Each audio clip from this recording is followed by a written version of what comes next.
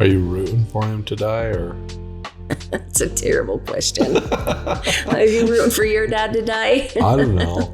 I guess if there's a God, I was leaving it up to him, but I'm not sure if there is, so I'm not sure who I'm leaving that up to. Would you rather be a polygamist or live in a house with cockroaches? Damn it, Jaden. That's not fair. I'd take the house with cockroaches. I could not do it. I just couldn't do it. Listen, bitch, you're the one that's like, you're taking all of the blame. You're working your backside off. Like, this man sits here like a king, and yet she's over here. And that just, it blows my mind. When we got married, I was 17, he was 23. My parents had to sign for us to get married. So at 17, I'm married. I can't get a library card. I can't stay out after 11, but I'm a wife and I became an instant mother. Welcome, everybody. This is the Jaden Jeffs Podcast. Today, I'm joined by Emily Lee, who is from the AUB, or the United Apostolic Brethren. Emily, welcome to the podcast. If you want to tell everybody anything you want them to know about you. Awesome. Thank you so much for having me. Yeah, I grew up in the Apostolic United Brethren. My father has 4 wives. I grew up with him having 4 wives and 34 kids. And when I turned 17, he married his 5th wife a month before I got married and claimed her 5 kids. So most of the time I'll say he had 5 wives and 39 kids. But because my sister Melanie says he had 4 wives and 34 kids, it kind of throws me off. But he married that 5th wife when I was still, really close with the family. So I was born and raised here, and my parents are converts from the LDS Church to the Apostolic United Brethren. And now my father is the prophet. Nice. Yeah, in the FLDS, we call those aftermarket kids. God, that's good. Yeah, because there's so many of them. Yeah. Like, there's so many that have changed families. Yep. So, yeah, we just say that we have, like, dad has 54 kids and then, like, 5 aftermarket kids. That's awesome. So my dad has, like, 26 kids and like 13 aftermarket kids. Yeah. Okay. something like that. Yeah. Pretty close. Okay. So how did you feel about growing up life, and was it pretty chill, or? I thought that it was. I know that I was anxious all the time. I had severe anxiety my whole life. So I wouldn't necessarily say that it was chill, but we, meaning my brothers and sisters and I, we would joke about our childhood a lot. The dumb shit that we did, and the surprise that the 34 of us made it to adults without anyone dying. Yeah, I mean, I look back now and I would never recommend it. It was a hard childhood, a hard one. Working too much. No. Yeah. Dealing with all the abuse. I mean, Yes, I guess working. I started taking care of my 4 younger sisters when I was 8. I would babysit the 4 of them. Yeah. Fuck that. It's a lot. Yeah, they can take care of themselves. Right? Like, that 8-month-old, she should have made her own damn bottle. I could agree with that. The 5-year-old and the 3-year-old, like, they did whatever, it wasn't a big deal, but yeah, it's the baby. Okay. Growing up, was your dad pretty mean? Did he like beat on you? Yeah. Or was he also pretty chill? Well, he had a combination of both. So my mom and her kids were the like whipping post family. So he beat us, but his favorite wife, he didn't beat her kids. So when we were at family events with everyone together, he was great. He was really kind and loving and just who everybody thought he was. And then he'd come home on his nights at my mom's house and literally beat the shit out of us and then sit down and watch the news till my mom got home. So he was really scary. He's 6'8". Whoa. He's like a big guy, right? And he had huge hands, like sausage finger hands. Like he could put his hand over my head and squeeze my whole head. He's got big giant hands. And so he uses that size to intimidate people. He'll get right up in their face and puff his chest but all he has is bark. He has no bite. So well, he's a prophet now, so I know. So now he has other people to do his biting. Yeah. He can bark all he wants and other people will do it for him. How big is the AUB these days? Last time there was not an official count, but I think it sits at 10,000 members. Oh, that's pretty big. Yeah, and that spans from Montana down to Mexico. Okay. The AUB is kind of odd in the sense that they seem like they're more open. Mm-hmm. Like they use the internet. Uh-huh. And they kind of live maybe a little bit more normal lives. Yep. But I guess they're still a cult in the sense that they're doing what their daddy says, what your daddy says. It's awful. Everything that you see with them is appearance. There's a reason why they live in society the way that they do and why they blend in and why they're the good polygamists. I know most people that know about polygamy in Utah think that the AUB are the good polygamists. They're the chill ones. They don't have the abuse. They don't marry underage brides, right? They split from the FLDS specifically because of the underage brides. So the first prophet of the AUB had 2 girls gifted to him. One was 14. I think the other one was 15. And then they slowly had more differences. So they finally split and went to do their own thing. And Owen Allred was really smart. He invested in a lot of property in Utah. And he knew that if he went to the media, he could get in front of it. So he went right out and this is who we are.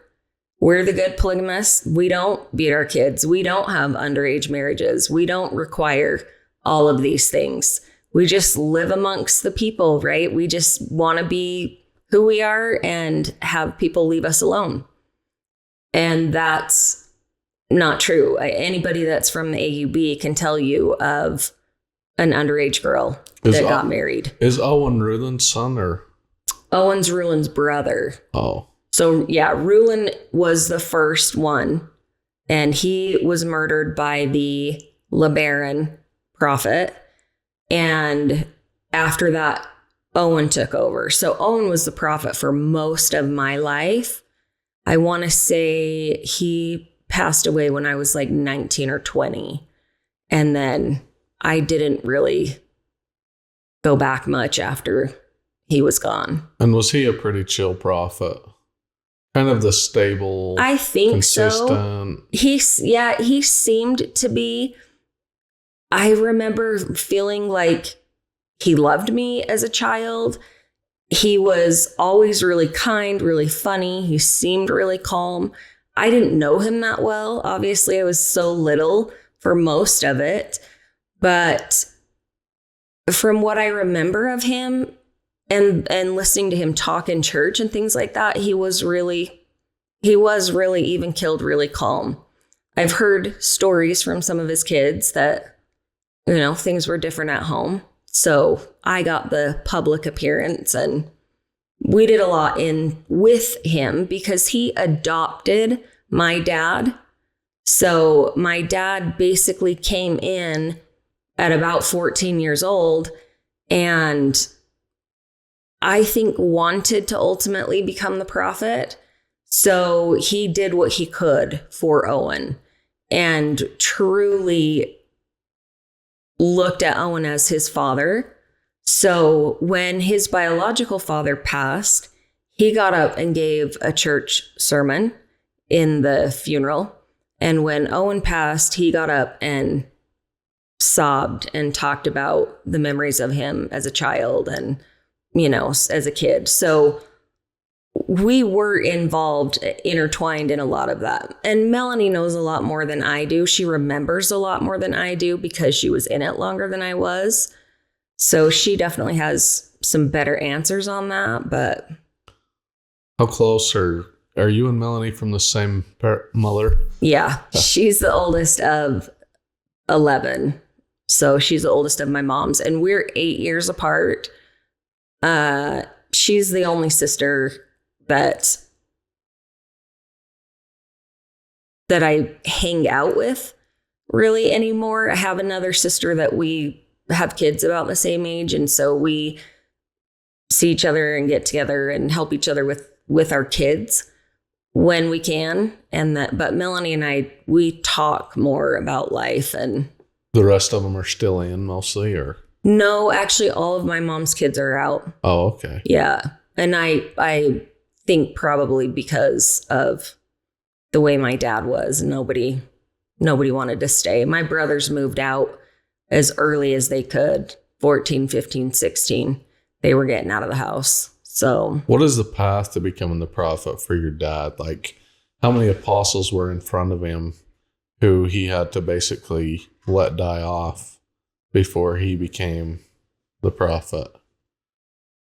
Oh, there were two prophets ahead of him. Okay, if I can remember this correctly, I remember as a child him saying that he would never be the prophet. There were so many men in front of him that he wouldn't want that job, that it's such a tough responsibility.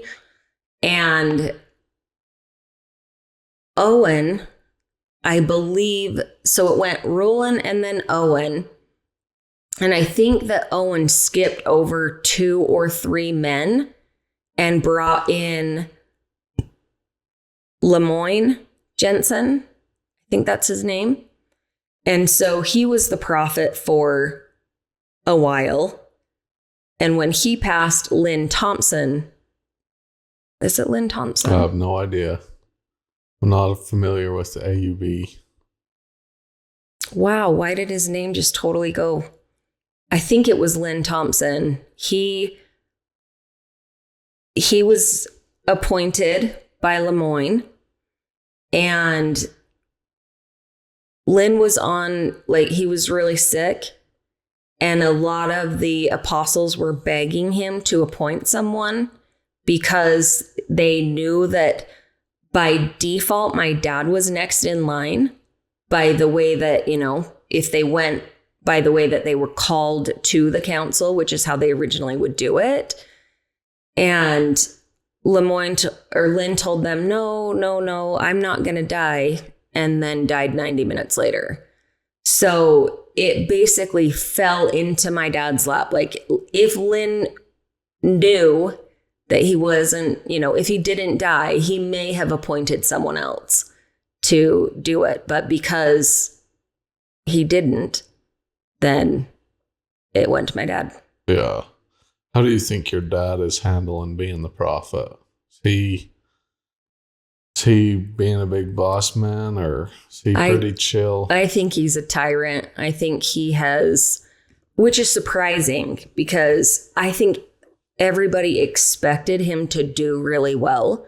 They thought that he would be more like Owen, and he's not. He's very hard on the people he doesn't like. He's very kind to the ones that he does like, if they have a good last name. He's changed a lot of things.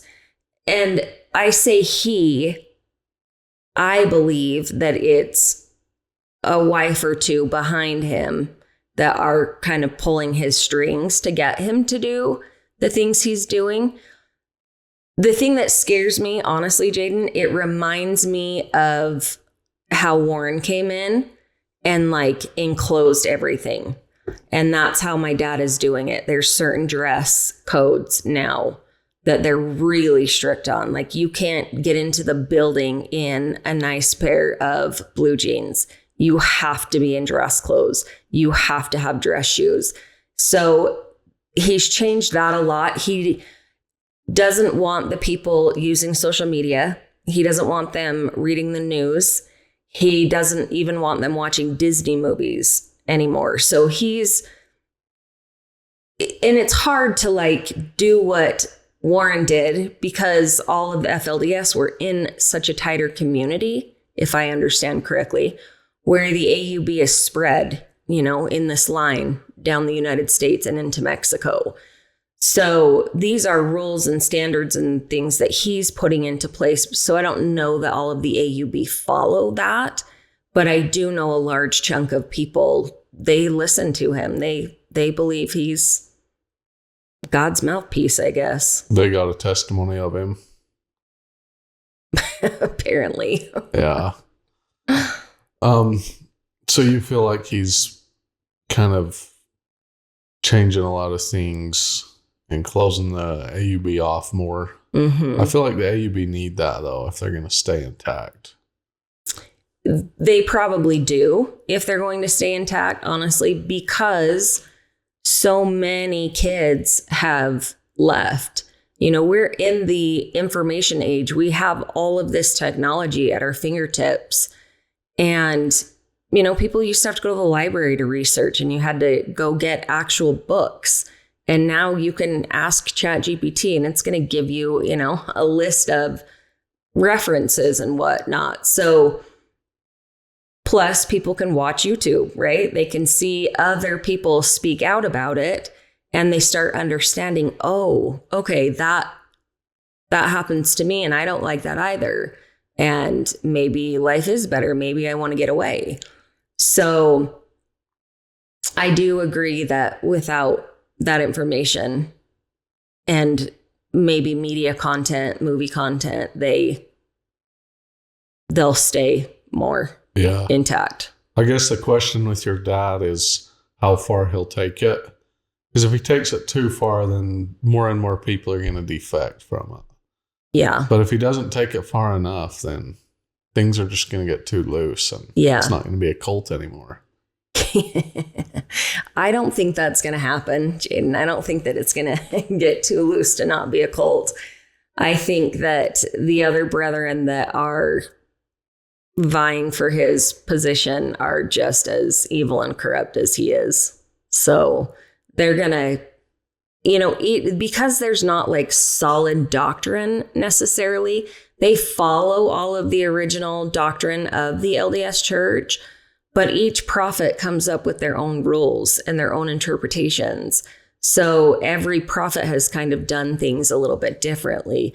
I don't think, if I'm being completely honest, that my dad will live a lot longer. I think he's got a few years in him, maybe. I would not be surprised if I got a phone call that he passed away tomorrow. Like, his health is not good. And I think that position has aged him, 15, 20 years quickly. Are you rooting for him to die, or? That's a terrible question. Are you rooting for your dad to die? I don't know. I guess if there's a God, I was leaving it up to him, but I'm not sure if there is, so I'm not sure who I'm leaving that up to. Well, I'm not necessarily rooting for him to die. I think that I have grieved him as a father, and I don't know that I will be devastated when he dies. I won't go to his funeral. I won't have anything to do with any of it. So There will probably be a grieving process there. You know, I don't know what that's going to look like, but I don't, I don't necessarily wish it upon him, and I don't. Would they let you come to his funeral? I don't know, actually. Yeah. You know, now that I speak out on YouTube the way that I do, I don't know that they would. And it will be held, you know, at the AUB. They will be doing it the same way they did the other prophet. So there's a good chance, that I wouldn't even be invited. Where do they bury their dead? Do they have a graveyard of their own? I think they have a graveyard in Santaquin. So they have a community in Santaquin that I think it started out as why can't I think of the word? When the group works together, it's not a co-op. Like a farmstead, or? It's almost like a co-op. Like they all put their money into the same pot. Oh, okay. And then they all help each other build and take what they need. So it's like the United Order. Yes, it's like a United Order. Exactly. So it started that way. And then I think people grew out of that. So it's quite a bit bigger. They've built a cabinet shop and, you know, several other businesses down there. I believe they have a graveyard down there. I don't think that they have one set place that is specific for AUB dead. Yeah, the United Order never works. Yeah. You didn't. Somebody's always upset. Yeah, you did. Did you just grow up paying your tithing, or? Yeah, I didn't grow up in a United Order. Okay. So it was 10% tithing, and. Got it. I don't think I ever paid tithing to the AUB. I think I kind of knew I wasn't going to stay there by the time I started getting paychecks. Yeah. Well, will you take us through the time in your life, like from when you were 10 to the time you got married? Like just how life was, hitting puberty, going through your teenage years, how that was in the AUB, and then getting married. Yeah. At 8 years old, my dad moved us out of our home and moved us in with another wife. All of his wives had their own homes for most of my life. But at this point, he moved us in with the favorite wife and her children. So there was 15 of us kids and 3 adults in 2,200 square feet. So we were really packed in there. When I was about 10, maybe between 10 and 12, he bought a bigger property and moved the favorite wife into that property with his next favorite wife, the wife that was taking over, you know, the queen bee spot. So did your mom and his first wife get along, or? His first wife actually left him. His favorite wife. His favorite wife, they got along for like family events.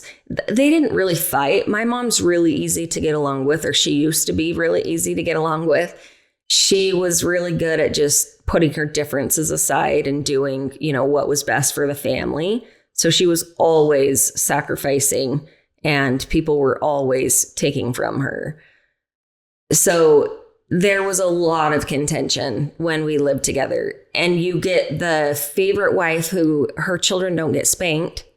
And then you get the wife whose kids get beaten and terrorized. And you put them in the same house.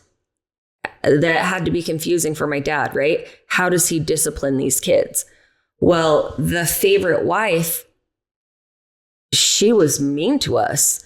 And she would hit us. She would break spoons over my brother's butts or heads, and she'd whoop the shit out of my little sisters. And God, she grabbed me by the hair one day, dragged me down the hallway into her bedroom, made me sit and write like 30 pages of, I will honor thy father and mother. I will honor thy father and mother. And I'm like, bitch, you are not my mother. Like, get it together. So she would, if, two of us were doing the same thing and it was naughty, she would beat my mom's kids and then ask her kids to stop. And that was okay. Yeah, I find it totally hilarious that these polygamist wives who give themselves and sacrifice and live their lives for their sister wives and everybody else, because I've seen that so much. Yeah. I find it hilarious that they think that they're not being taken advantage of. You know? Yeah. It's sad too when you look at it, because you think there's so many good women that are just breaking their backs, right? They're giving everything. Yes. And they can't see it. They can't see it. And that's what the cult does to you. That's the way that the AUB ingrains that shit into your head. And they just like, it's all for the good of the family, right? It's all going to work out in the end. They're out there just working away. Some of them have kids, some of them don't. But I remember that's how it was in my dad's family. Like, there's so many women that just working away, doing all these things.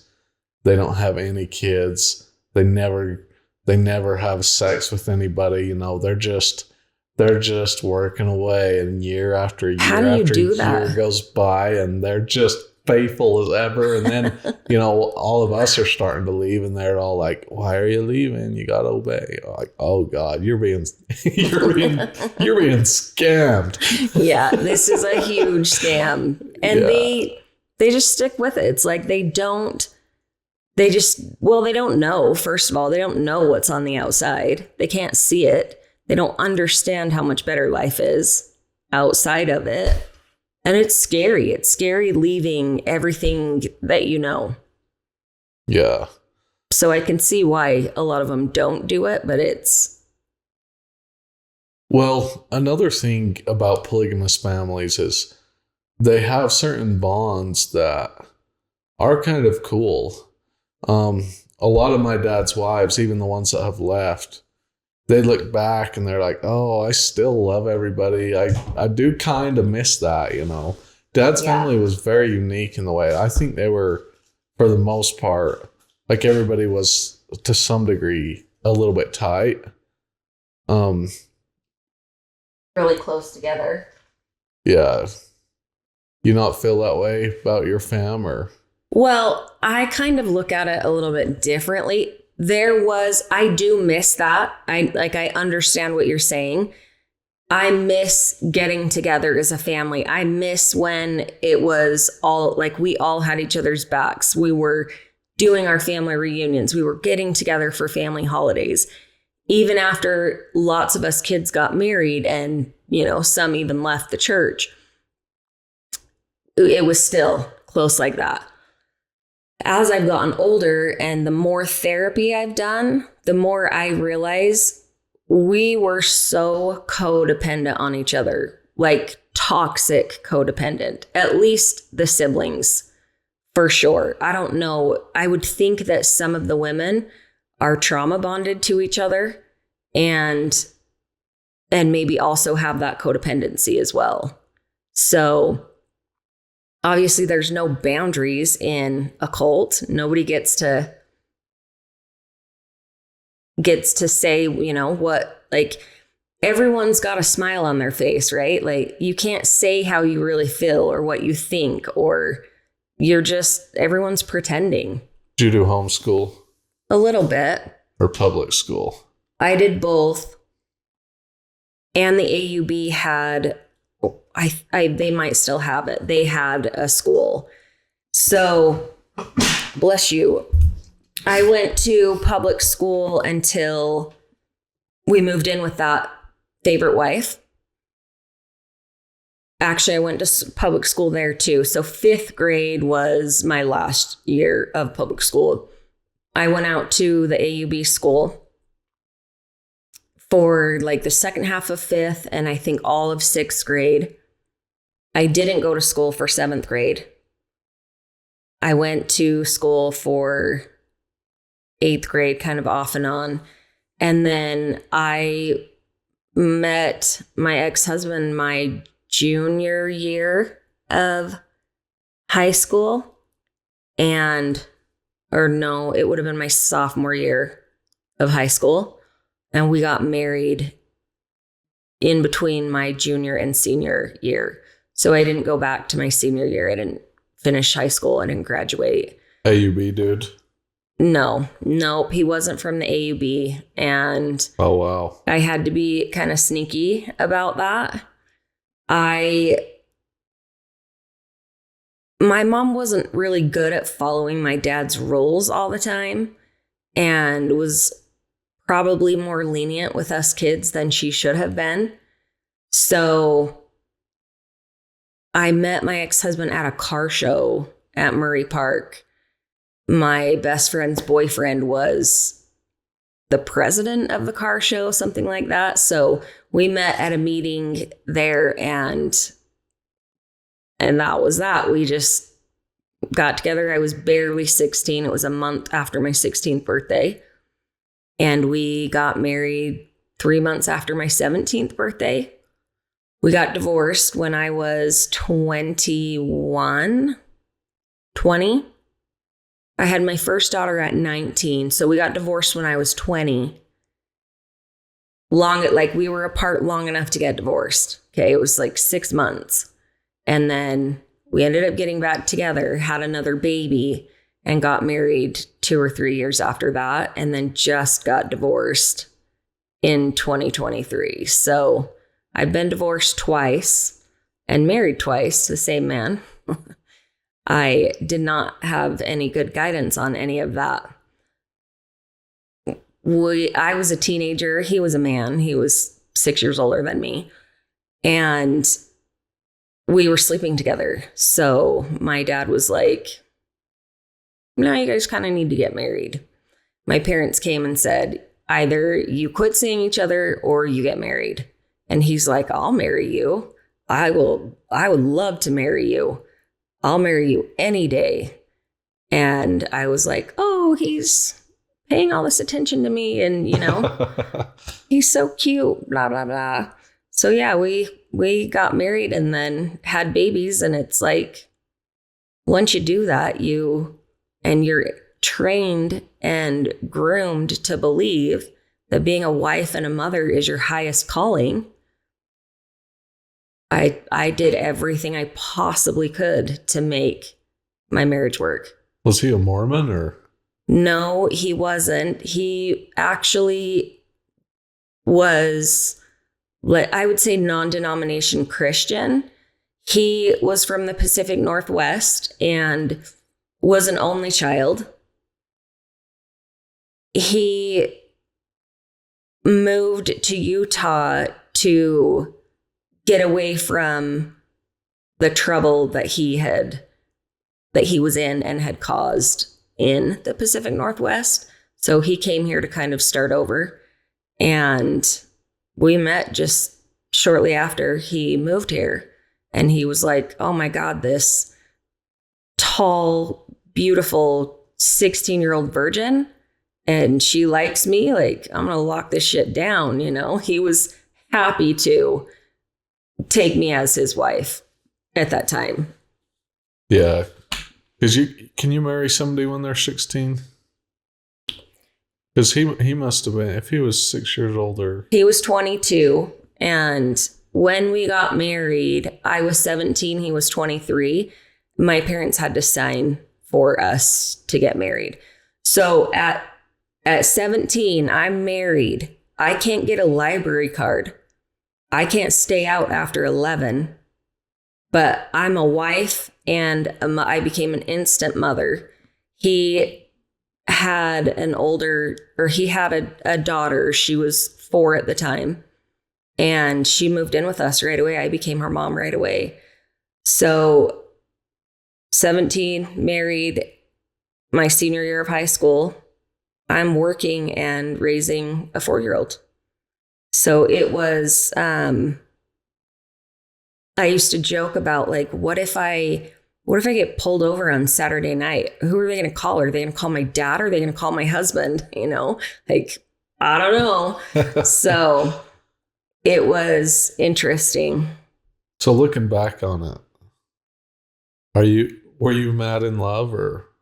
I thought I was. You thought you were. I thought I was. I didn't understand. Now I understand. Back then, I didn't understand what was happening. I didn't understand that so many of my needs weren't being met, and I wasn't special. I was just another number in my dad's family. I was, just part of his property and a number to build his kingdom better. And I didn't get that individual attention. So to have a man who has a decent job and income and cool cars and etc., wanting me, like, what was so special about me? It was, I think that I loved him for most of it. And I think that I became trauma bonded to him very quickly before we were even married. And that was it. I was going to do whatever I could to keep my family intact. I would sacrifice whatever I could to keep my family intact. I've seen that so many times where these young people out of the FLDS trauma bond with somebody, and God, they're tight. Fuck, they're tight. Goodness, I can't stand it. It's like, you guys fucking get over it. I don't care. Whatever. You guys do your thing, but yeah, you're fucking trauma You're idiots. bonded. You're trauma bonded to, like, to the depths of hell. Exactly. Thank you. Exactly, to the depths of hell. And your older siblings they don't know any better, right? So I'm going through this as a young girl, and my dad's like, yeah, I married my first wife when she was 17. I'm like, well, Dad, that didn't really work out, but she was the love of his life. So in his mind, it was like, oh, this is so cute, whatever, And because he had taken my virginity, or however you want to word that, it was like, you either get married now or you don't, and like, you repent because you've you've done the worst sin, kind of thing. You mean in your dad's eyes? Yeah, in my dad's eyes, and maybe in my mom's. I don't know. I mean, I think that she was probably still really indoctrinated to that back then. So she was going off of what my dad was saying. And when a child gets married, they move out, and it's one less mouth to feed. So it's great for them also in that capacity. He was all for it. He actually performed the ceremony. We got married in Melanie's backyard. And thank you, Melanie. Thank you, Melanie. Think she'll let me use her backyard for that? I think if you asked her, she would say yes. Her and Corey both would. Sweet. If you want a backyard wedding, they will hook you up. Okay. There's been a few of them at their house. So it's interesting to look back and think, I was planning a wedding. I was calling everyone and asking them to trade. My wedding dress was traded for a hardwood floor and all of the flowers.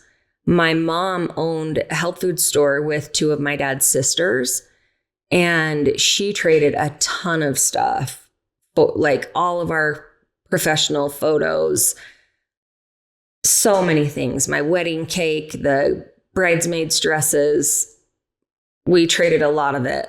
And I think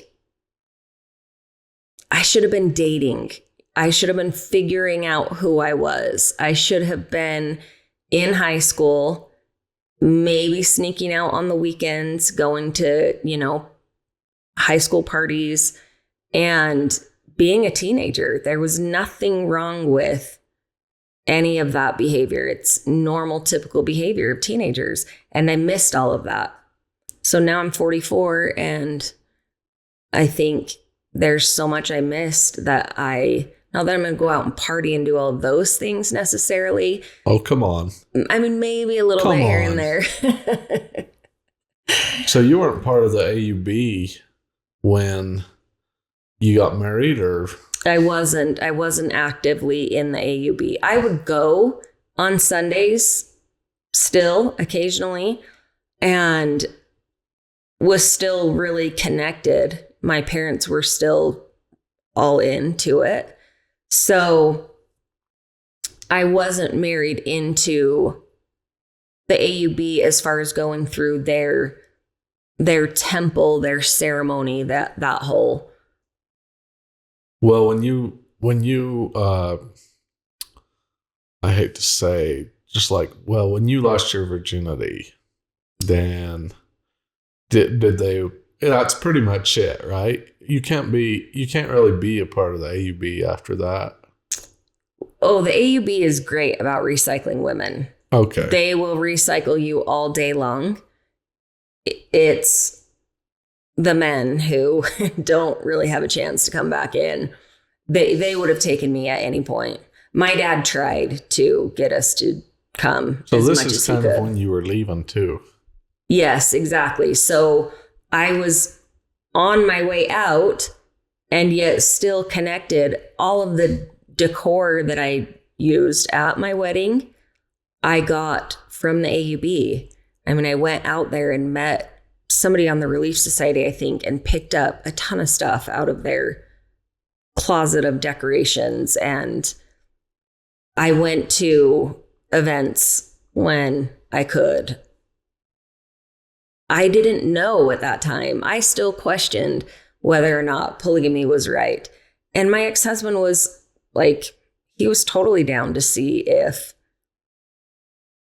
I mean, I think he would have been happy to live that way. So I don't think that he would have complained at all had we really done it.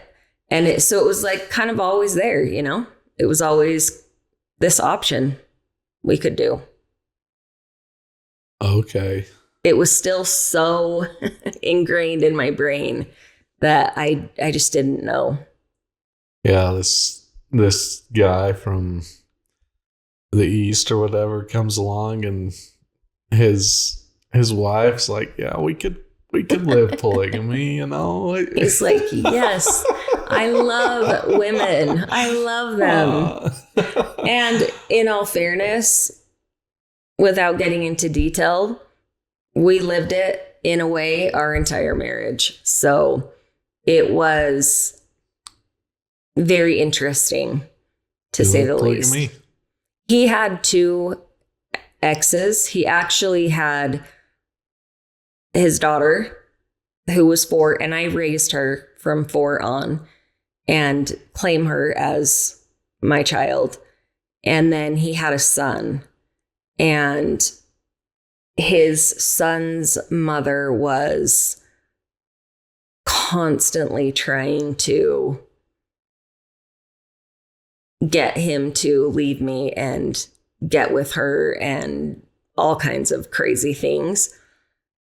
And there was a lot of infidelity. So between the 2 exes and the infidelity that, started prior to getting married and went through the entire marriage, it's like, and of course I stay because I'm born and bred to think that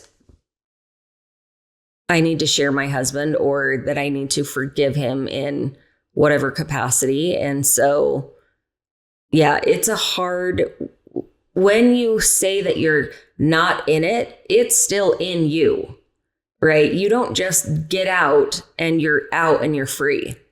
You might stop going to church on Sunday, but everything that you've been indoctrinated with, it's still in there.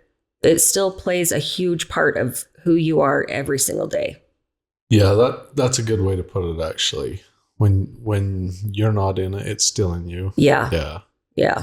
You have to actively deconstruct and actively work through getting rid of it, taking it out of you, because you'll go into your adult life with so many things and you don't realize how they affect who you are, what you do, how you handle people, how it holds you back in life, things that you don't even know. So I highly recommend to anybody that leaves any of the polygamous cults to go to therapy, do some healing work, because we're all fucked up. We're all broken, right? They broke us in every way they could in order to keep us submissive to the patriarchy, to the prophet, to whoever was in control. I'm trying to understand how the AUB views its young people, because I interviewed a couple AUB people, and I feel like the girls, they're able to get out, or they're able, like you, marrying the 17-year-old is not the best situation. Yeah. But you're not being like held to someone within the group. Like, you got to marry someone within the group. Yeah. Yeah. So I wasn't forced to do that. I know some families that did push that. And had I stayed consistent going to youth group activities and stuff, I probably would have met someone in the group. And I don't know if it was because I started sleeping with him that my parents were like, okay, it'd be best if she marries him. You know, I don't know that there's any man out there that wouldn't have been like, oh, I don't care, I'll take her in a heartbeat. So I don't know that men or women get out any easier than... I'd be interested to find out statistically what the ratio is of teenage men and teenage women, how they leave. Yeah. So I was just thinking about this. The men and the women in the AUB. Well, if you think of the FLDS, or it's so strict, like if you're in the FLDS and you lose your virginity, man or a woman, you can't come back. Really? As far as I know. Yeah. Is that how it is in the AUB? No, not at all. I don't know necessarily about the men. Maybe they wouldn't let a man come back. They'll let a woman come back almost any time. They're going to recycle the women as much as they can. Most every man is married to 1, 2, 3, 4, 5 women that have already been married to other men that are still in the AUB. They really, truly do swap wives, recycle, rotate, however you want to put it. If I went there right now, they'd be like, sure. I mean, I could go sign up right now and apologize to my dad for everything I said on YouTube. And I take it all back and let me join. And they'd be like, okay. They'd rebaptize me and give me the doctrine I need and put me right back in. There wouldn't be any question. Yeah. What is the difference between a men and women losing their virginity? Like, if you're a Mormon, I'm trying to think. I don't think if you're a Mormon guy, you'll be forgiven, right? Yeah. And probably if you're a Mormon girl too. Maybe, yeah. Maybe? Yeah. Like less forgiveness? Probably. That depends, I guess, on maybe who her parents are. I don't think there's like set standards or rules necessarily for that. If she has a shitty bishop, that, it just depends. But if you're in the AUB, then, and you're a dude, is it a bigger deal than if you're a girl? No, it's not. necessarily a bigger deal. And most men aren't going to say anything about it. Yeah. But because women are property, and they will legitimately say, well, this man took something that belonged to this man, or you gave away your chastity and you didn't have that right. It belongs to your husband, right? So women are property, they're currency, they're not anywhere as valuable as the men are. And yet they're the ones that do most everything and keep things going. So you kind of leave when you're showing. So you getting married was pretty much you leaving the AUB. Yeah. I didn't go back necessarily. I mean, I did go back to like a few different church services. I went to weddings and funerals and different things like that. But I didn't go back as a member per se, you know. My 24-year-old, I went a few times when she was a baby. And I think when I got divorced when I was 20, that I considered it. Why'd you get divorced back then? Or unless you don't want to talk about that, but no, not at all. I don't have a problem with that at all. So I had my daughter, and 4 months later, I found some information out about my ex-husband that got me out of there. I knew that he was a ladies' man, and what does that mean? He's always been very charming, and women always like googly-eyed over him and goggled over him, and he would have witty, funny things to say. And so sometimes it was hard to decipher whether he was being inappropriate or that just was how it was. And I found out about some infidelity that happened right when I got pregnant. And then some conversations that were being had with my younger sister's best friend pretty consistently throughout my pregnancy. So when I found that out, I knew that I was going to leave. I was going to be done. And I worked it out with my mom to move back into her house.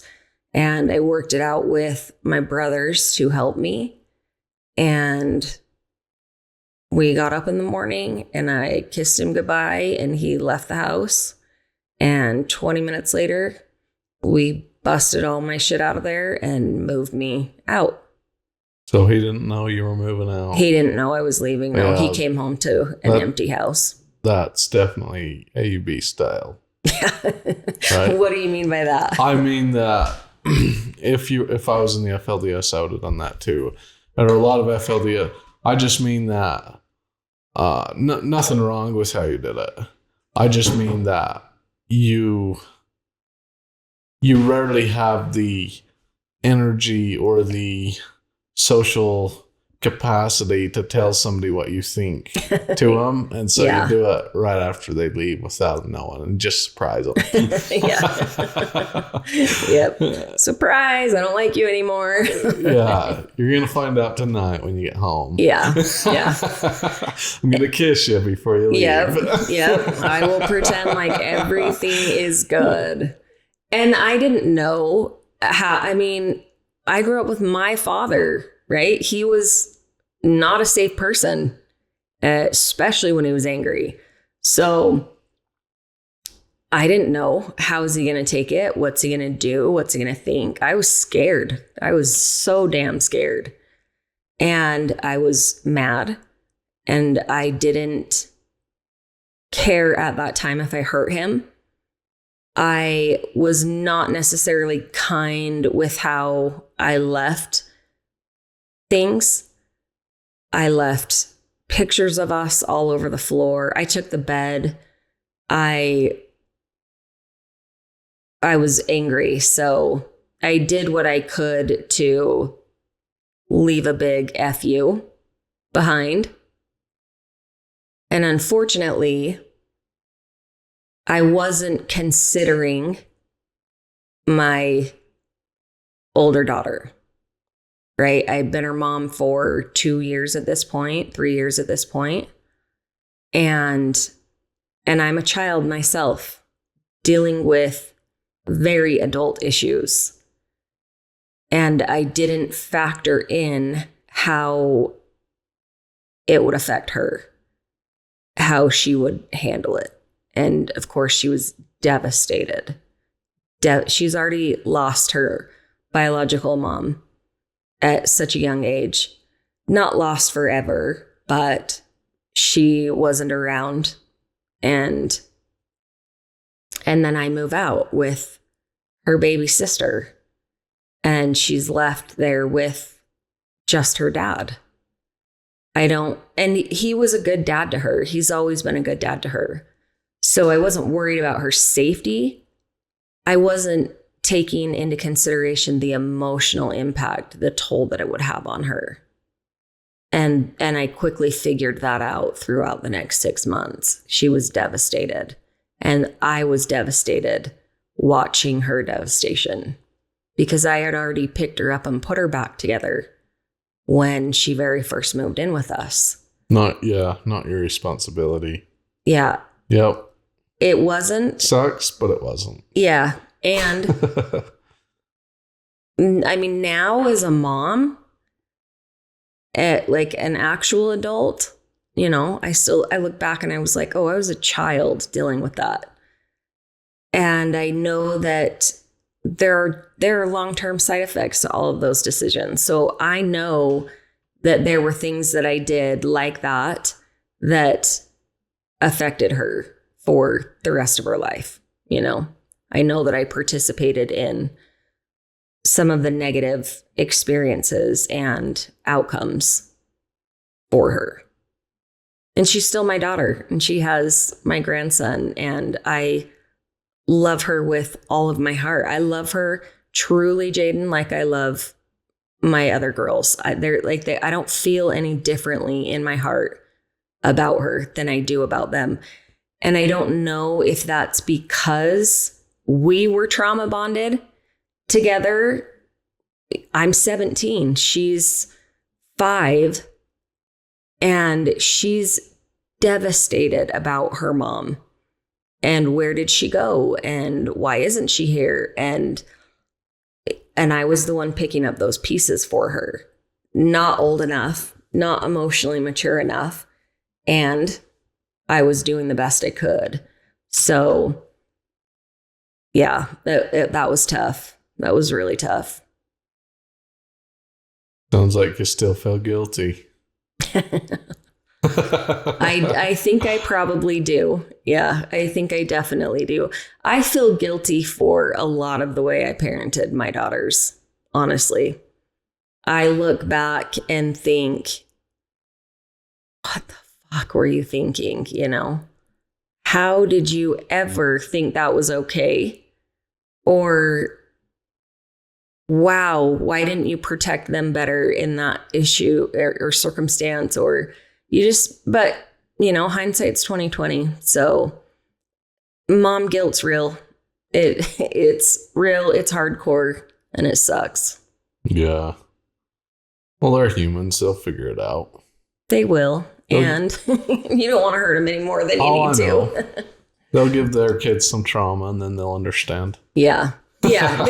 Truly, they will. They will. They'll understand as they get older, and they realize that your parents are people. They're doing the best that they can with what they know. And they're human. So.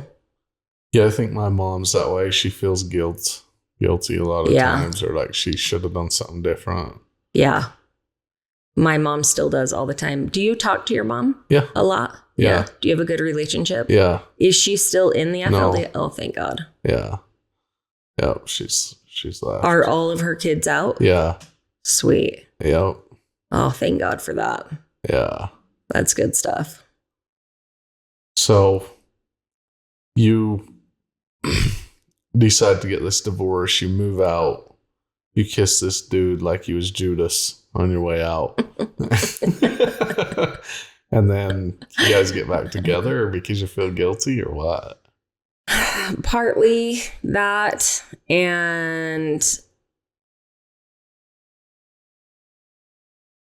so I left in March and the divorce was final in June. And I didn't realize, I don't know why, well, because I was a child dealing with these issues, but the day I found out that the divorce was official, I freaked out. Like, I lost it emotionally. Holy shit, I'm 20 years old with a 7-month-old baby and I'm divorced. That scared the shit out of me. It was so scary. And I thought that he was my soulmate. I thought that we were supposed to be together forever. And I wasn't necessarily getting any good advice from my older sisters or my parents. They weren't really, involved. My mom's doing whatever she can to help me, but not necessarily, giving good advice. And we were co-parenting now at this point, right? So I'm taking my older daughter for weekends, and then he's taking the baby for certain times. And that was so hard for me. I just struggled with it. So we started to kind of talk again a little bit more. And then we started doing some therapy together under the premise of like co-parenting better. And yeah, I moved back in with him that October. So joke's on me. How does it feel to get married the second time after you got divorced? Is it like, okay, this is like a come to Jesus moment? Like, oh my God, we got through this difficult struggle. Look at us. So the second time, okay, so we got back together, say that October. So that would have been in that would have been in 2002. And we started building a house. So we built a house. We grew the business. He had a hardwood floor company, and I, helped him with whatever I could for that. And we had assets and possessions, and things were up and down. Neither one of us really knew how to communicate at all, or set boundaries, or, be realistic about what real life is about. So now I've got another baby, and she is just a few months old. And we end up dealing with something with one of his exes. And I was like, and it dawned on me in that moment, and he thinks this is so messed up, but in that moment I thought, if he dies, I get to, I'm just a baby mama in the eyes of the law. I get to divide my assets, my things that I have worked my ass off for with his exes. We all three would have been on equal grounds for my house, my car, anything and everything that was in his name. So I started telling him, look, either we're going to do it or we're not, right? Either we're all in or we're not. I don't want to sit here and play house with you if you're not willing to step up and do right by me. So either we're going to get remarried or I'm going to move out and we're going to go our separate ways. I'm not going to keep, I'm not going to keep doing this.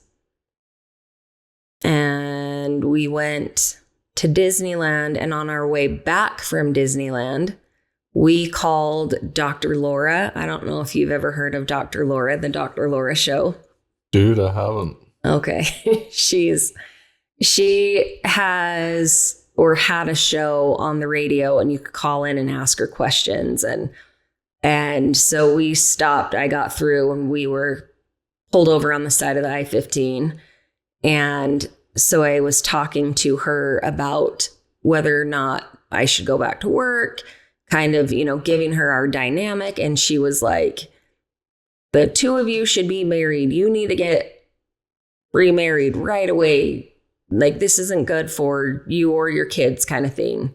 Did you tell her you were from the AUB? No, I did not. Oh, come on. I should have, though. She might have looked at things a lot differently. So 3 days later, we went to the courthouse and got a marriage license and met my dad and a handful of other people at the park we met at, and he remarried us. So. And that lasted how long? 18 years. 18 years. Woo. Yeah. That's a while. It's a long while. Yeah. Yeah. My 24-year-old came over yesterday to get some pictures and stuff out of my garage. And so we were pulling out boxes of photos, and she wants her baby book, and I'm handing her, all of these things. And I pull out this photo album and flip it open. And I'm like, I just start sobbing. Like, this is a completely different life. And I was a completely different person. And I was so in love with her as a baby. She taught me the meaning of love. I didn't understand the meaning of love until I had her. And I flipped through some of our family photo album after I flipped through her book. And I just sobbed. Like, nobody wants to have a broken family. Nobody wants to be divorced at 44. Like, I don't even know how to live my life at all. And I'm learning as an adult. And I think I had a false sense of security the entire marriage, thinking I was secure in ways that I wasn't, and happy in ways that I wasn't. So there's a lot of grieving that just comes with the territory. Wait, so you got divorced less than a year ago, or? No, it's been 2.5 years now. Okay. Yeah. So it doesn't feel like that long, and it feels like 2.5 years should be sufficient, right? Like, I should be an adult now. And yet I didn't have the tools to even live life because of the way that I was raised. So I feel incredibly deficient in so many ways. So many ways. What were your religious beliefs after, like, when you were first married, and then did you guys ever become Mormons or anything? No, I thought I would join the LDS church. I thought for sure if I left the AUB, I was going to go join the LDS church. I did the missionary lessons when I was a teenager, and then I did them again in my 20s when he and I were married. And his parents went to a non-denomination Christian church that was just a Bible-based church. And his mom started inviting us to events. And that was awesome for me. I feel like that opened my eyes to a lot of the Mormon doctrine that feels made up. So I was grateful to end up in a non-denomination Christian community and not in the LDS church. The more I learned about it, and I was not going to go to the AUB. Like, that just wasn't going to happen. So do you feel like you would get married again, or are you never going to get married again? I don't know. I don't know. I've dated a few guys since I've gotten divorced, and no offense, but men are just trash. That's what I hear a lot. Yeah. You know, it's not easy to find a good man that can work hard and be kind.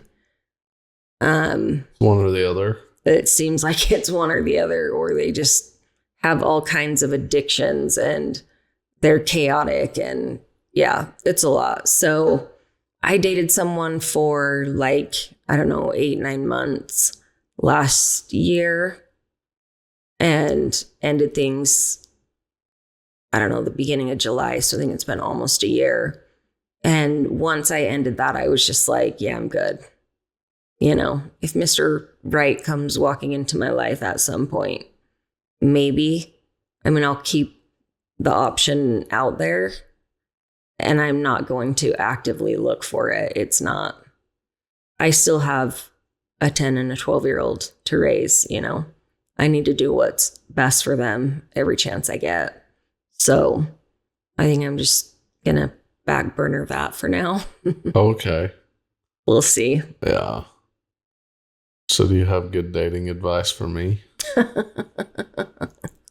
Women are fucking crazy too, Jaden. Oh, okay. Men are trash and women are crazy. I needed somebody to say that because I didn't want to say it. I'll get canceled. You will not get canceled. Oh, okay. I can say that. Do you really think you get canceled? No. No. Women want me to say they're crazy. They do? Yeah. And they like it when you say they're crazy? Is that like a good way to get in with them? Yeah.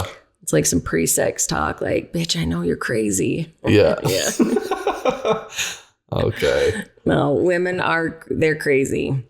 And in our society now, I don't know. It's so, I don't know. I can't. Yeah, that's messed. Right now, it's fucking messed up. If you date someone and you think you want to marry her, date her for a long time, like at minimum a year, but probably 2 or 3. Just never get married. Maybe. Yeah. Okay. Maybe keep that off the table. Yeah. Never get married. That's one of the rules, or? I can't say that it's a rule. I still think that there are good things about marriage. I think that certain people can be married and do it well. I look at Melanie and Corey and I think they're awesome and they understand each other. So that's kind of hard. I didn't stay in the AUB. I don't have friends or acquaintances that grew up in a cult that I can date. Right? So it's better to not date them. Anyway. Well, yeah, I know. I think that too, and that's scary too, because then you just don't know, are they going to wig out at some point and want to go back? How do you guarantee that they're not going to want to go back into polygamy? Well, the other problem with dating people from cults is they think they know who they are, but they fucking don't. They don't even fucking know who they are. You know what I'm saying? Yeah. Every one of these FLDS girls that's leaving, that's a couple years out or a year out or whatever, they don't know who the fuck they are. They don't even, they're going to change their mind in the future. Mm-hmm. And they're going to become someone totally different. Yep. And then they're going to be like, why did this happen to me? Yeah. You know what I'm saying? Yeah. Yeah. It takes a lot to get to the point where you semi know who you are. I feel good about who I am now, and I am happy and content with myself. I love myself enough to see a red flag and say goodbye. Like, I would not continue a toxic dating relationship or even go on dates with men that have that potential. I don't know. It's just, you don't like it's so scary.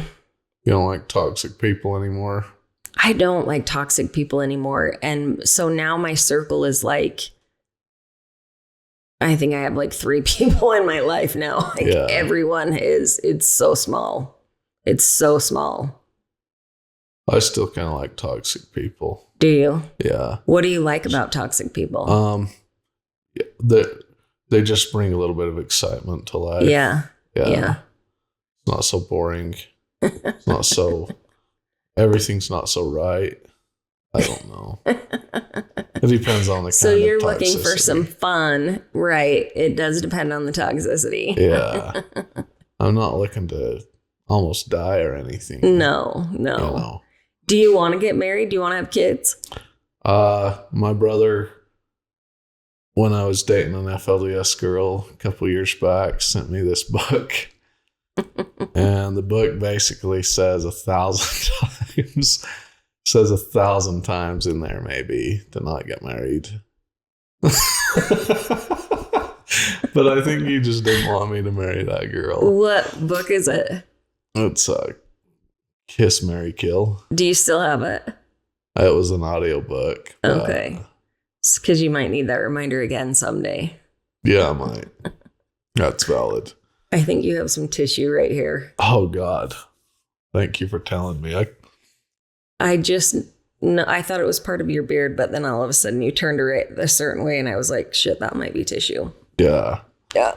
That's part of my toxicity. You know? Yeah. Okay, so where do you kind of see the AUB going now with your dad and straight to hell. Straight to hell. Straight to hell. No, I'm kidding. I think there are some really good people in the AUB. I can't lump them all together. I do think that there are some really good, kind, generous people. There are some men that probably do a decent job taking care of their families. And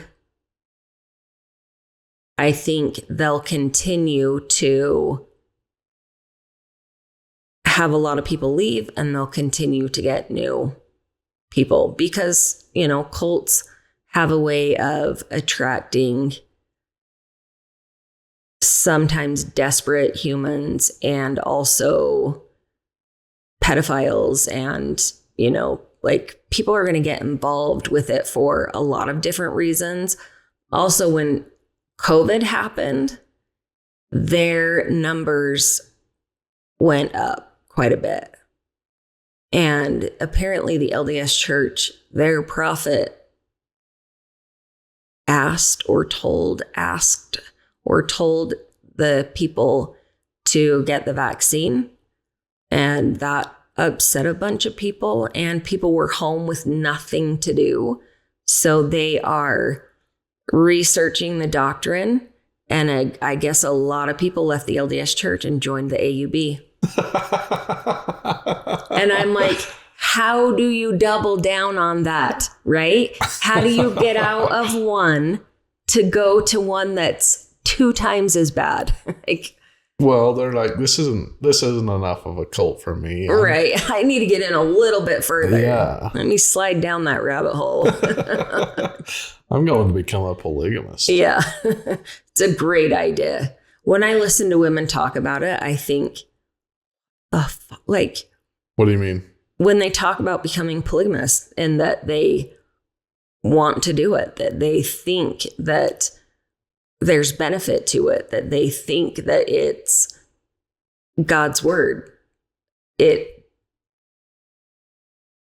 just, it doesn't make sense, and it sounds crazy. It always hurts my heart to hear people talk about it like they truly believe in it.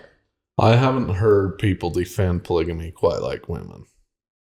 Right?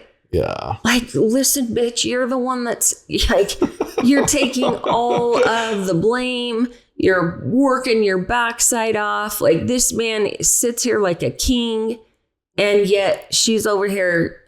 And that just, it blows my mind. And I think, like, I look back, Jaden, and I think, what was it like? What were we taught? How were we trained that it's so ingrained in people that they legitimately believe that it is all there is? It is, like, we have this whole big world. Yeah, I remember one of my dad's wives, when I was growing up, was always bearing her testimony to us. Well, all of them really, but about polygamy.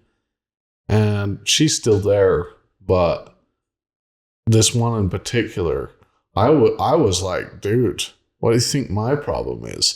I'm not out here doubting polygamy. She's like bearing her testimony to us over and over and over about polygamy. She's like, I know you're going to need this someday. And we're like, dude, this, like, what the fuck are you talking about? Like, I think they try to convince themselves consistently. Yeah, the more I think about it, I'm like, I wonder if she was just like she just couldn't stop bearing her testimony about polygamy. Like, we were gonna leave it. It's like, dude, I mean, I guess I get her point. Like, later than, now we all left, but right. But the more I think about it, I just wonder, like, what was her problem? Like, why was she bearing her testimony? I mean, she could have bared her testimony about something else. Like, what else would she bear her testimony Joseph about? Smith, Dad, God, Jesus, I don't know. But polygamy. Polygamy. Yeah. Yeah. Like, she's constantly telling us stories about polygamy, like telling us how beautiful this is. And where does it come? Like, why do they think that it's true? They definitely believe it. Yeah, well, I guess it's in the Mormon doctrine. I'm thinking about the Bible. Like, it doesn't talk about it in the Bible. But Mormons, they refer to any, like, Abraham having a couple wives or anything like that in the Bible, and they're like, oh yeah, this is legit. But that had nothing to do with God commanding it. In their minds, it does. How? It does. Abraham and those other prophets were prophets, and God was telling them what to do, and that's one of the things he told them to do. Did he does it say that in the Bible? Oh, I can't remember. God says, Abraham, go take a second wife? I would get embarrassed. You're going to embarrass me for the lack of my knowledge right now. I don't know. You don't have it memorized? It's not ingrained in there still? Well, I don't know that. Yeah, it doesn't. Oh, I don't think it says in the Bible that God told Abraham to go get another wife. I don't think it does say anywhere in the Bible. So I think that they are talking about what the Book of Mormon teaches, although the wife gives the new wife to the husband, right? They call it the law of Sarah. So if a man has 3 wives, whatever wife he married last, she's there when he marries the next one, and she places her hands into the husband's hands. So I think, and I don't know the Bible well either, I think Sarah gave her husband another wife for some reason. I don't know. Somebody can correct me in the comments, but yeah, it is called the law of Sarah. Unless you're like Dad, you don't do that if you're Dad. Oh, you don't? No. No. No. No. You just go marry him. No permission from anybody else? No. Did he in the beginning? No. Before he became the prophet, he had a family, right? Yeah, but he got that from his father, really. Like, his father called him and say, we're marrying you to somebody else. So. Damn. I cannot imagine. I don't know how the people went with it. I don't know. I do. Do you? I mean, think of my dad's wife that was always bearing her testimony to us about polygamy. I'm wondering how we're not still there. When we're done, I need to know what wife that was. Yeah. When I think about it now, it's like a whole mind fuck. Like, I think back then, listening to her bear her testimony about polygamy and stuff, every month. And then now I'm like, fuck, at that time, I was like, what is your problem? You think I'm doubting polygamy or something? I'm like, this is ridiculous. Did she have kids? Uh-uh. So weird. And she's still with him. Yeah. How many wives stayed with him? Man, I want to say there's 50 wives still there. Jesus. What? Or more. Yeah. Wow. In the new... Where are they? North Dakota? Some of them. South Dakota? Some of them do live with like their father's family, or they are sent away and doing their own thing, but they're still faithful. Some of them are tapping into my podcast. Are they? See what I'm saying? They're listening. So do you throw out like certain things specifically for them? I don't really think about it like that, but I guess me talking about this, they're probably interested. Yeah. They're probably peak interest. Yeah. Right there. It does. I look at Melanie and Corey and the amount of AUB people that listen to their podcast and the people that have reached out. And it shocks me, really. So I think I personally love to see all of the kids, all of the people that are doing social media talking about this subject specifically, because certain people are going to relate to you. Certain people are going to relate to me. Certain people are going to relate to Melanie, right? Or Amanda. So I think it's great. Like, the more that we talk about it, the more people that come out and speak about their experiences and put a name to the abuse that was happening, because we weren't taught about abuse. You weren't taught about abuse, right? We didn't know about child protective services actually helping kids. I mean, we were taught that they were going to come take us away. We were taught to fear them and all other authority. So we were scared shitless of the police, even firemen, anybody that had that type of authority, terrified of.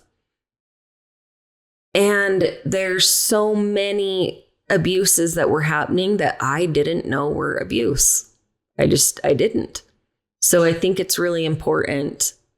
And I was so excited when I saw your podcast and I started watching some episodes, because there's not really any men that are getting out and talking about it. Or maybe I don't know if there are more, but to see your following and then to see how many people you've talked to, and I'm like, damn, this is awesome. I'm excited to see how it goes. Yeah.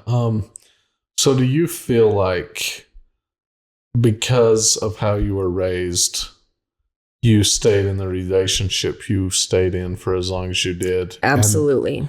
And then now you're kind of in the position you are now because of that. Is that kind of how you feel? 100%. Like you feel like that kind of set you up to be kind of figuring out who you are at 44, trying to understand, you're single, so you kind of feel like that all came from the AUB.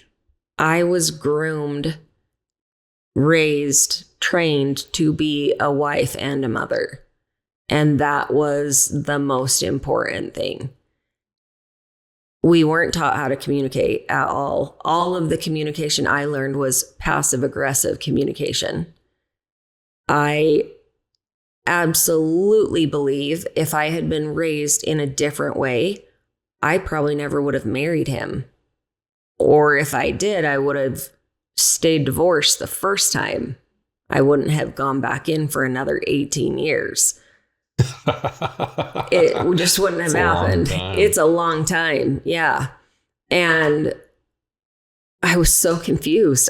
I think about the things I thought, and I'm just like, God, you were dumb. But I didn't know, Yeah. Well, it's not bad to be a wife and a mother, right? Right. No, I agree. When you're sacrificing your mental, physical, emotional state to continue being a wife, that's not good. That's not healthy. Well, you shouldn't be a wife and a mother that is being there no matter what, just because that's what you're supposed to do. Yeah. You lack identity. Right. You lack, and honestly, it's not fun to be around those kind of people. No, it's not. Even for the man, even for a man. Yeah. Like having somebody that fucking gives a shit about something and isn't just doing whatever they're fucking told all the time. Like, oh, you like this, you like that, that's cool. Okay. And you're not like some boring do whatever. Like every one of Dad's wives were the same fucking person. Right. They're all the same person. They're all came from the same cookie cutter. Yeah. And really they're all so much different, but they don't know that. Yeah. No, they don't. They're all trained to be the same way and told to be the same way and think the same way and believe the same way. And yet each one of them has probably an amazing personality. If they got away from it, they could figure that out. Yeah. Their personality would come out. They'd start to see. Yeah, I think probably half of them have an amazing personality. And the other half, it's too late for them? Or, Okay. What does that mean? No. I just wonder if it's true. So you just wish you would have gone through life with more of an identity, mostly. Is that the main thing? You wish you would have dated somebody else? Yeah, I wish I would have had the ability to be a teenager. I believe wholeheartedly that teenagers do things a certain way, they behave a certain way in order to shape their personality. And dating teaches you what you want and what you don't want. So if you're not dating, then you don't know. You don't know what you want. You don't know because you're not, it's so limited. So I'm not saying that people need to go out and just date and date and date and date. But teenagers they're learning to set boundaries. They're learning their personalities. They're learning what things that they like as a person and what things that they like as, their potential partners will be. And they learn how to work through breakup. If you don't even learn that, then can you imagine how scary it is to think about doing that? If you've never broken up with anyone before, you've never had your heart broken before, like that's damaging. I mean, it's detrimental to think like you're with one person for that long and then things end. Like, who are you? And how do you function through that? It's really hard. And I didn't have an education. Like school wasn't important. So, and I wasn't really going to need it. I wasn't pushed to go to college or to figure out what I wanted to do as an adult. And so now I'm like, do I go to school? What do I want to do? What career do I want to pick? I don't know, so there's a lot that I'm learning, and I have 2 kids and I'm dealing with an ex-husband and I have 3 adult children still. And my life is full and busy. And my 10-year-old has a really rare autoimmune disease, and her care alone has been a full-time job. And I take care of 100% of that. So I wish that I would have gotten an education when I was a child and I should have gotten an education. And I think being educated also helps you learn who you are and what things you like. So. Yeah, I agree. Education's important. So how many sexual partners do you think it's fine for or do you think it's fine for somebody to have, like, for the people that only have ever had one sexual partner, like they got married, and do you think that's a good way to live life? And I know that's probably not the easiest question, but like, I wouldn't necessarily advise it. You think two? I think as many as you want. I don't know, as many as it takes. Like, I'm not judging that at all. I think I was very committed to my ex-husband because he was my only sexual partner. And there were definitely some energetic strings that had to be cut in order to move past that. I can't say that in every situation it's bad.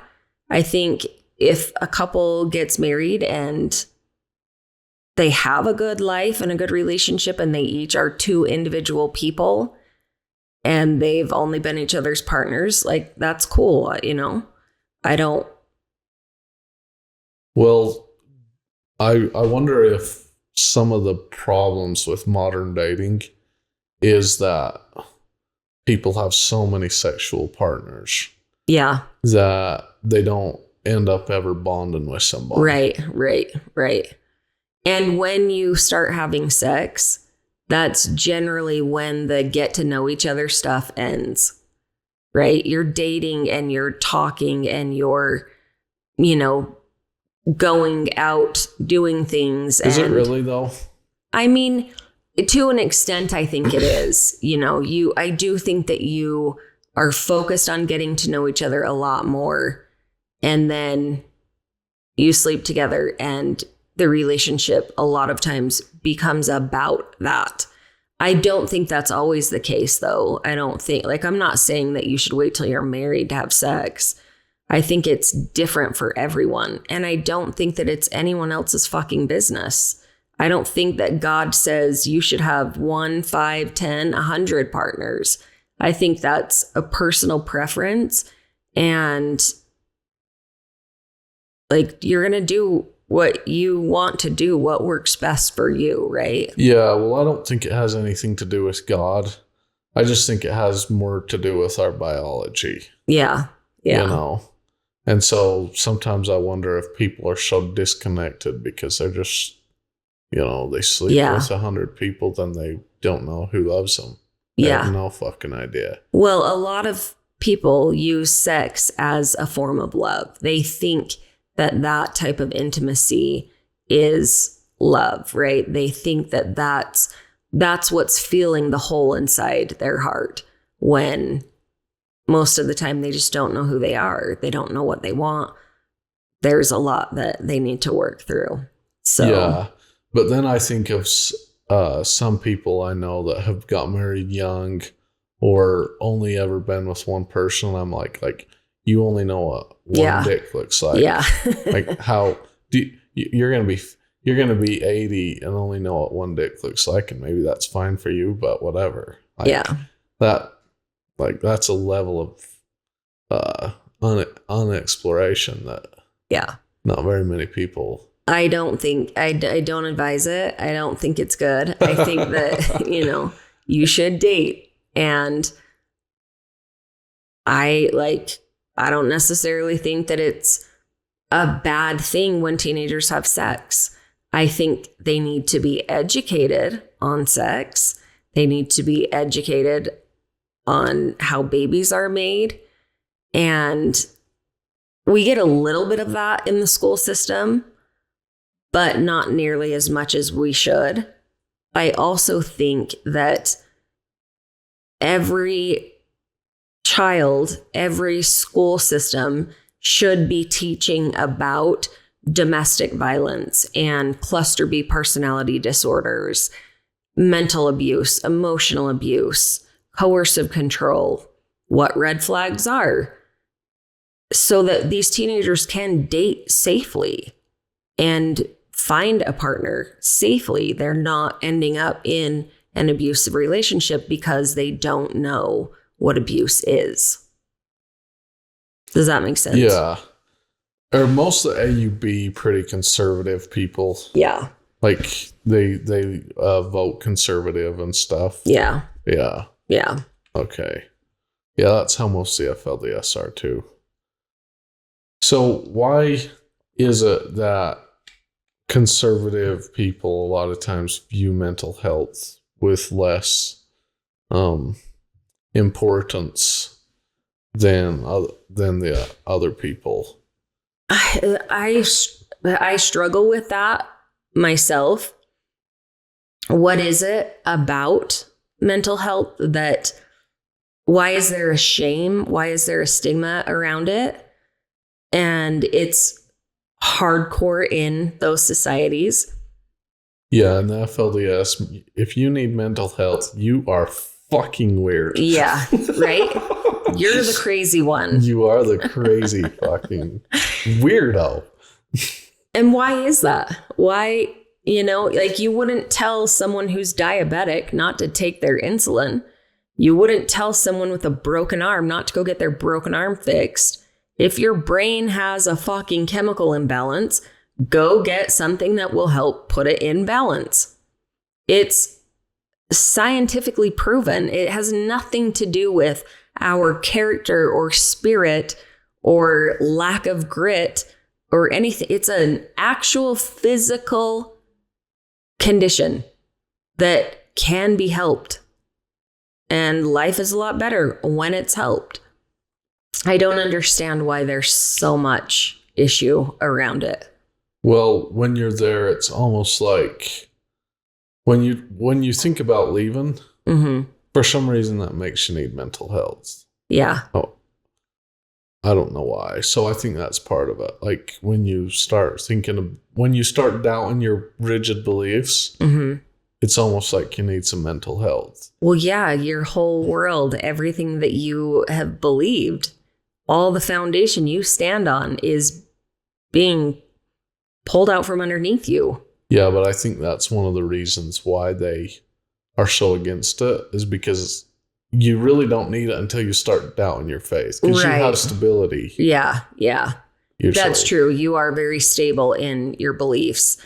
I have heard repeatedly throughout my entire adult life that not to go to therapy because therapy causes you to get divorced. Oh, okay. So is it like, don't go to therapy because you'll leave the cult? You'll get out of this bad situation. Yeah, that's kind of how it is. Yeah. So it's not that a therapist is telling you this is bad and this is what you should do. It's that you're starting to learn to think for yourself, figuring out who you are and having more strength in that. Yeah, I think it's important, but I do wonder, like, for me, I sometimes wonder if too much introspection is like somewhat bad, because it can cause a lot of problems. Do you mean for you personally? Yeah. Thinking too much about yourself, what you think is real? What do you mean by that? Yeah, I just saying, like, I think it can bring about emotional problems that you otherwise wouldn't have if you were just like focused on other things. Yeah, but is it that those emotional problems aren't there? Or is it that like they're hidden in the back and they're gonna come out someday, but you're like, I'm gonna find them now so that I can spend the rest of my life focused on other things. I think you have a good point, but I think sometimes it's good to just not think about things. I agree with that wholeheartedly. There are times where I think you have to shelf that shit and go out and have some fun, go live your life, sometimes you have to take a break from it. Sometimes it is too hard to carry. It gets too heavy. And so I don't think that it's healthy to do that all the time, consistently. I agree with you on that. Okay. Well, what I'm thinking is we wrap this one up, then we record one for yours. Cool. Okay. Do you have anything you want to say to my audience? You need to tell them. So we're going to go do a podcast on her channel. Yeah. Do you guys have, or do you want to tell everybody where your channel is, and also just tell my audience anything you want them to know, or tell them how cool you are? And yeah. Okay. Thank you. So my channel is called Good Enough 444. Like I said, it's small. I've got like 2,000 subscribers. So if you're Melanie's is Notes to Self 444. Oh, okay. Yeah, I was gonna say I'm imitating her a little bit. I'm piggybacking off of her. Okay. So you guys like fours? Yeah, there's something to be in the 40s. Something, right? This is gonna be my year. Damn it! I'm 44. I don't know if it's just that I'm gonna finally have some fun or what's gonna happen, but something good's happening this year. So if you want to come over and listen to some of my content, I've had my podcast since August, and then I had severe mental health issues from January to May. So I took a break. I didn't really post any content, didn't do a lot for that 4 months, but I'm back now. And I think most all of us polygamous kids have PTSD, and sometimes it flares and sometimes it's calm and quiet. And for me, I had it flare big time the last couple of months. And what does that feel like? When you say it, you have to stop recording. What does it feel like? Why is that? I get physically sick. And when you go into fight, flight, or freeze, I go into freeze and I shut down. I cannot physically get myself to do almost anything. And I was exhausted all of the time. So I grew up without a safe life. Life wasn't safe. My house wasn't safe. My dad wasn't safe. There was nothing safe. And then I think I had a false sense of security while I was married that I was safe. And I wasn't. And now I'm figuring out how to, be safe on my own. And I love it. Life is hard. I'll take this hard every day, any day over that hard. I'll never go back to that hard. But I had renters in my basement. They brought cockroaches into my house. I fought those all of last year. I finally had to evict them in order to get rid of the cockroaches. My basement was my primary source of income, and now it's ruined. So there was $40,000 in damage to the basement. So I'm hustling. I evict them the middle of November. So I'm hustling to get things done, to clean it up, be able to get back to using it, and to get rid of these cockroaches, right? I can't bring anybody new into the situation until I know my house. I'm a fucking polygamous kid and I never saw a cockroach. I didn't ever deal with that. So that was something new to me. And it was one of the worst things I've ever experienced. Honestly, I'm so traumatized by it. But I got it to the point where I was almost finished with the basement. Walls repainted. Everything's cleaned up. New flooring's about to go in. My fucking washing machine breaks and floods half of my basement. Half my upstairs and half my basement. So my body was like, okay, you're not safe. And there was like, I didn't have a choice. I couldn't just decide that everything was okay. So I quit being able to function. I have a psychologist that I see, psychiatrist, and I had to get appointments with him and work with him. I had to get on some medication. I evicted them and immediately started taking an antidepressant called Lexapro because I knew like I was in for it. This was going to be damn hard.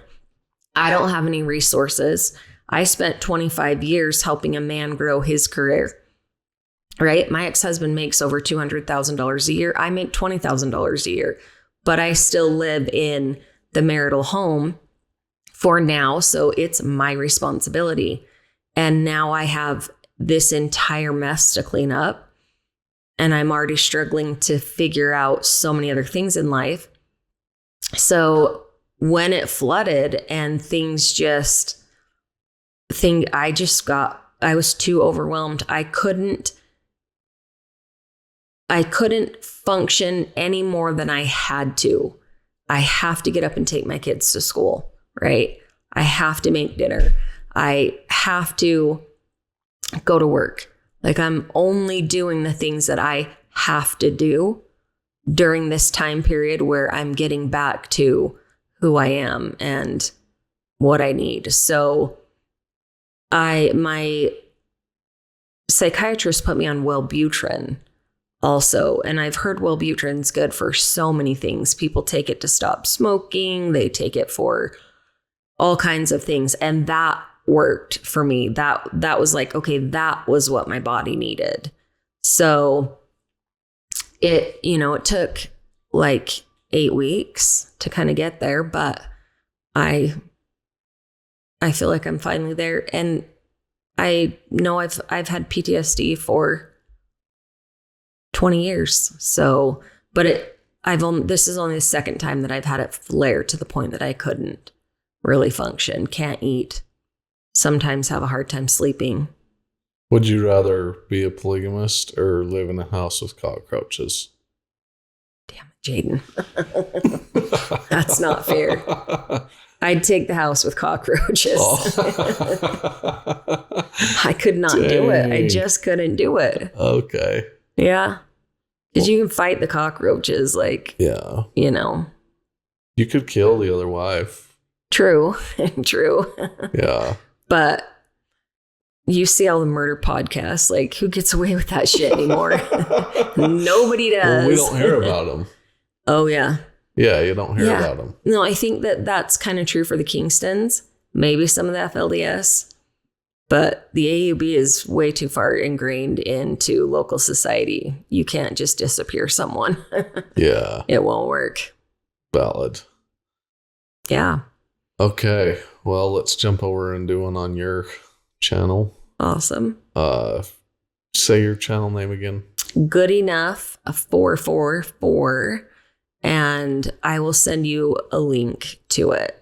Okay. Good Enough 444. Yeah. And I actually do a lot of sister wives content. So I talk a lot about them and compare stories, from my life to what I see and what I think is happening with their family and stuff. So, if your viewers pop over there, they're going to see a lot of sister wives content because that season ended as I was not doing my channel. Yeah. So. Okay. Sounds good. Cool. Thanks, everybody. We'll see you guys next time. Thanks for so tuning much. in. Like and subscribe. We'll see you next time. Peace out.